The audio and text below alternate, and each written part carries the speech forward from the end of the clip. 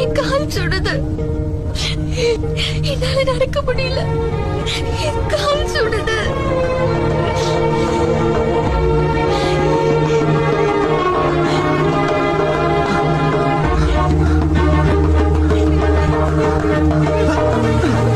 பாரிஜாதம், என் கையில நில்லு.